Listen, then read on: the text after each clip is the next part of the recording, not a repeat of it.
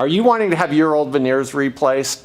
Believe me, I understand. I've had my own teeth worked on multiple times, and you know, it gets to the point where you're like, I don't want to do it. And so you let it go and you let it go, you let it go.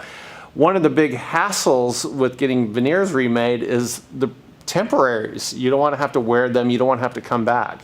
Well, if you do them digitally, you don't have to come back. There are no temporaries. The veneers, the crowns, they're made in one visit. It's how we do it in our office. Basically what happens is we run your teeth through a software program, and then we have machining instruments that actually cut out the ceramics and into the shape of your veneers, and then we place them at the time of taking your old ones off. So it makes it more convenient for you. If you want your shades to be a little bit lighter or a little bit darker from what we made, we have the power to change them on site at the time of doing that.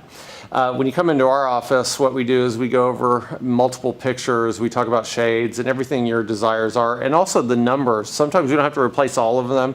Sometimes we can do 4 or 8 or 10. It depends on what you're looking at.